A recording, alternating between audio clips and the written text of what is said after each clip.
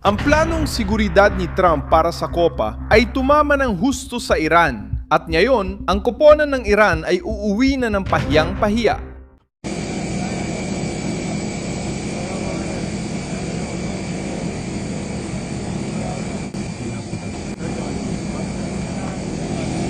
Salamat.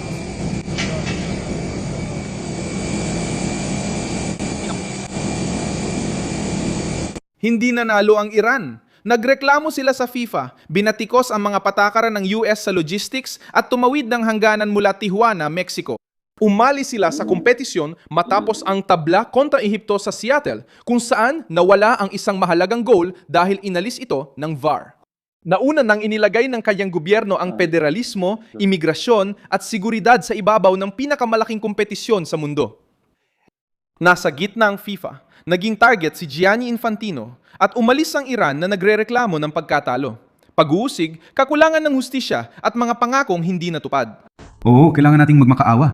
Palagi tayong nagrereklamo tungkol sa mga bagay na ito mula pa noong simula. Isa itong nakapipinsalang World Cup. Sa kuna ito. Kami, syempre, Ibig ko sabihin, ang FIFA. Dapat nilang ayusin ang lahat ng problema dito, ngunit hindi nila ito nagawa simula pa lang. Pumunta si Ginoong Infantino sa locker room sa unang laro at sinabing simula pa lang ito, pero matatapos na agad bukas ang group stage. Wala dito ang logistics team namin. Wala silang visa. Bakit lagi tayong kailangang magpunta sa Mexico, sa Tijuana? Mahal namin ang mga taga-Mexico. Mahal namin ang Tijuana. Napakabuti. Sila ay mga taong napakababang loob. Mahal namin sila. Bilang mga profesional na manlalaro sa isang profesional na kompetisyon. Hindi ito tama. Halaga ba? Iyon ang opinyon namin kasi ngayon kailangan na naman namin magbiyahe papuntang Tijuana ulit. Kaya walang pahinga o kahit ano, hindi yon patas. Pero sa opinyon namin, hindi yon patas. Kung patas ba yon? Ang krisis ay may simbolong di mabubura ng rehimeng Iranian. Si Rashid Mazaeri, dating goalkeeper ng pambansang koponan, ay hindi pa rin malinaw sa publiko kung nasaan siya matapos arestuhin dahil sa pagpuna sa pamunuan ng Iran. Sa World Cup, nagtaas ng placard ang mga tagahanga na nagtatanong kung nasaan siya. Habang ginagamit ng Tehran ang football bilang propaganda, ang pangalan ni Mazaeri ay paalala na ang mga atletang sumasalungat sa rehimen ay pwedeng biglang mawala sa publiko. Walang malinaw na sagot, transparency o pananagutan. Pagbati sa aking mga mahal na kababayan. Una, nais kong ipaabot ang pakikiramay ko sa mga pamilya na naidadalamhati at sa mga martir ng Iran. Hindi ako mahilig magsalita o gumamit ng social media. Pero alam natin lahat na sa panahong ito, ang responsabali sa lahat ng walang kapantay na masakher at sa mga kamakailang krimen ay walang iba kundi si Ali Khamenei at ang isinumpang Republika Islamika. Pagkatapos ng 3 taon ng serbisyo, ang tanging dahilan kung bakit ako nandito ay dahil hindi ko na kayang pumikit sa harap ng napakaraming krimen at manatiling tahimik. Dapat malaman ang ginagawa ng Republika Islamika at ni Khamenei sa mga tao ng Iran. Siguraduhin na hindi masasayang ang dugo ng ating mga mahal sa buhay. Hindi natin dapat hayaang manatili na lang ito. Hindi natin dapat payagan na yurakan ito. Ang Islamic Republic, si Khamenei at ang kanyang grupo ay siguradong mananagot sa kanilang ginawa. Makakasiguro kayo, magbabayad si Senior Khamenei. Nandito ako para ipaalam sa mga mahal kong kababayan na kailangan nating tumindig at kumilos. Huwag tayong matakot, sabay tayong tumindig. Sa tulong ng Diyos, may tatagumpay tayo. Para sa kalayan. Ano ang nadulot ng pagbagsak ng Iran? Bakit naging sentro ng pampulitikang presyon ang World Cup? Paano ginamit ni Trump ang lohistika laban sa kalaban ng US? Ikwento ko sa iyo lahat ng ito. Kung gusto mo ng ganitong klaseng diretsyong nilalaman na walang paligoy-ligoy, mag-subscribe ka na dahil araw-araw may ganitong video dito. Nagsimula ang krisis bago pa man gumulong ang bola.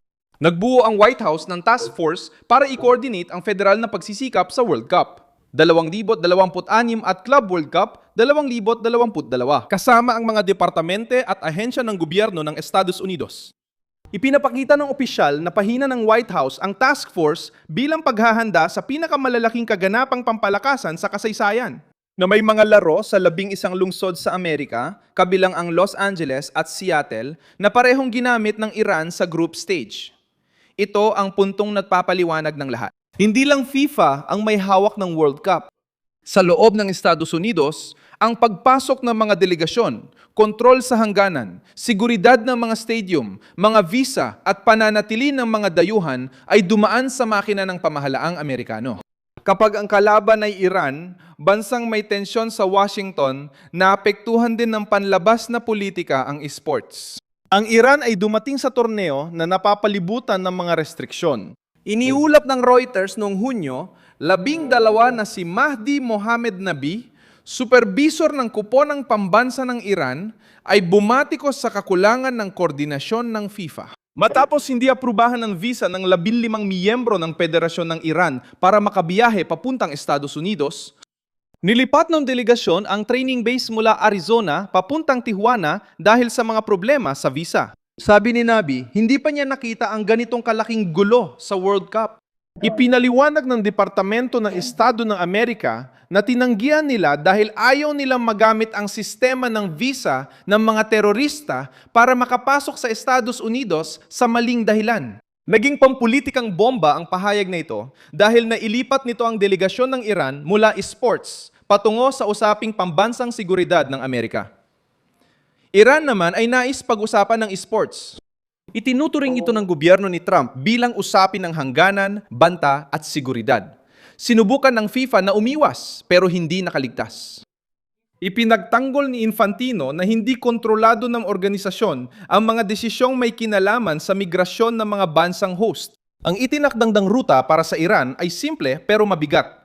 Nanatili ang koponan sa Tijuana, Mexico at kinailangang pumasok sa Estados Unidos para maglaro. Bago ang laban kontra Ehipto sa Seattle, niluwagan ng pamahalaang Amerikano ang ilang patakaran at pinayagang makapasok 2 araw bago ang laro, pero obligasyon pa ring umalis sa araw ng laban. Iniulat ng Reuters noong Hulyo 23 na kinumpirma ng Department of Homeland Security ang pagbabagong ito at sinabi na nananatiling pareho ang mga protokol ng seguridad.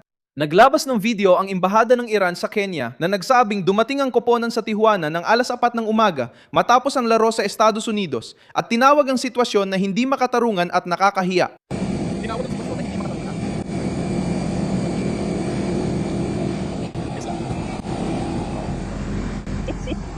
Lalaki.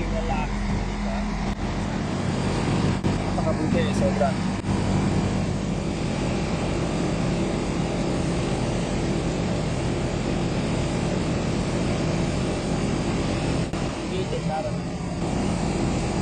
Salamat sa Diyos!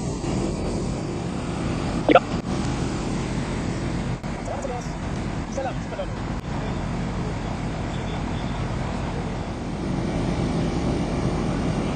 Ang istasyong pampamahalaan ng Iran, IRIBE, ay nagulat na hindi natugunan ang mga kailangang kondisyon para makausad at nagpaalam ng Iran sa COPA, sa kabila ng mga hadlang na iniuugnay sa pamahalaang Amerikano. Sa loob ng laro, dumating ang pagkakatanggal na may kasamang kalupitan sa esports. Noong ika-27 ng Hunyo, nagtapos sa isa-isang ang laban ng Iran at Ehipto sa Lumen Field sa Seattle. Nauna ang Ehipto kay Mahmoud Saber, pero agad na itabla ni Ramin Rezayan. Akala ng Iran sila ang lamang dahil kay Shoja Khalilzadeh, ngunit saglit lang ang kanilang tuwa. Tinukoy ng VAR ang offside, kinansela ang goal sa dagdag na oras at iniwang umaasa ang koponan ng Iran sa ibang resulta. Si Saeed Ezatolahi ay kasalukuyang wala. Ang talaan ng mga third placer ay nakaayos na, kaya pasok na tayo sa susunod na yugto. Pang-6 tayo, pang-7 ang Croatia at pang-8 ang Korea, pero may mga koponan pa sa ibaba na maglalaro pa. Ipapaliwanag ko ang 3 senaryo kung paano tayo makakapasok sa susunod na yugto. Sana nagustuhan ninyo ito. Matapos ang tabla, inilantad ni Medhi Taremi ang krisis sa publiko. Tinawag ng kapitan ng Iran na sakuna ang kopa, nagreklamo tungkol sa kulang na pahinga bago bumiyahe ulit sa Tijuana at sinabing hindi ito patas para sa profesional na kompetisyon. Binigyang diin din ng ulat na ang torneo ng Iran ay tinampukan ng digmaan, mga restriksyon sa migrasyon, mga problema sa visa at tuloy-tuloy na pagod. Sinubukan ng naratibo ng rehime ng Iran na gawing isang paratang laban sa Estados Unidos ang kanilang pagkatalo. Pambansang simbolo ang koponan, nagtipon ang mga tagahanga sa Tehran at ipinakita sa video ang mga Iranian na nanonood sa sinehan. Pati mga Palestino sa Gaza ay napanood ang laban ng Ehipto at Iran sa pampublikong palabas. Nagsilbing pandikit ng damdamin ng football para sa rehimen na palaging sinusubukang gamitin ng esports bilang propaganda ng paglaban. Ngayon, ang entablado ay nasa Amerika, sakop ng batas nila, at sa gitna ng tinatawag na theoretical na panahon. Kabaligtaran ang naging hakbang ng White House. Habang nagrereklamo ang Iran tungkol sa pagod at kawalan ng katarungan, ibinenta ng Amerika ang World Cup bilang pagpapakita ng bansa. Nag-post ang White House ng video na may Ingles na parirala tungkol sa kakaibang World Cup sa US.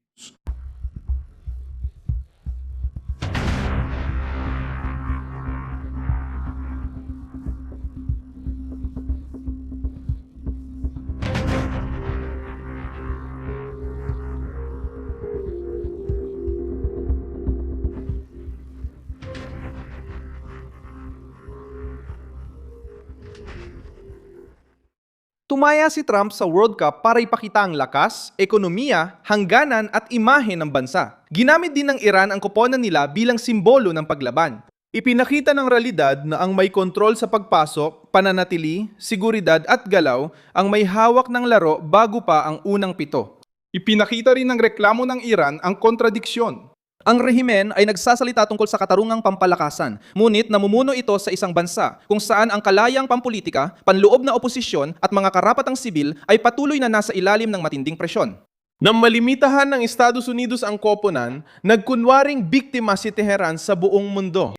Pareho ring gumagamit ng kontrol, sensura at panunupil ang mismong rehimen laban sa sarili nitong mamamayan. Ang pagkakaiba lang, sa pagkakataong ito ay nakatagpo sila ng pamahalaan na tinrato ang delegasyon ng kasing higpit ng pagtrato nila sa mga estratehikong kalaban. Maaaring makapangyarihan ang FIFA. Sa Estados Unidos, gobyerno ng Amerika ang nagtatakda ng hangganan na pinatotohanan ng kasaysayan kung gaano ito kabigat. Sa mga naunang World Cup, madalas pinapaluwag ng host country ang visa para mapalago ang turismo at paggalaw ng tao. Ipinaalala ng Reuters na nagpatupad ang Rusya ng sistemang walang visa para sa mga tagahangang may tiket noong 2018. Ngayon, ginanap ang torneo sa Estados Unidos habang may alitan sa isa sa mga kalaho. Unang beses na tumanggap ang World Cup ng koponang mula sa bansang may digmaan laban sa bansang punong abala. At doon naramdaman ng Iran ang pagkakaiba ng paglalaro sa isang neutral na World Cup at paglalaro sa World Cup sa teritoryo ng isang estratehikong kalaban. Maraming salamat sa panonood ng video na ito hanggang dulo. Suportahan ang aming proyekto at mag-ambag sa pananalapi sa pamamagitan ng Pixki na makikita sa iyong screen. Kami ay independenteng channel na naglalayong panatilihin kang may alam sa katotohanan. Ang iyong ambag ay tumutulong sa pagpapatuloy namin. Kampanilya para makatanggap. Mga abiso tungkol sa mga bagong video. Salusot.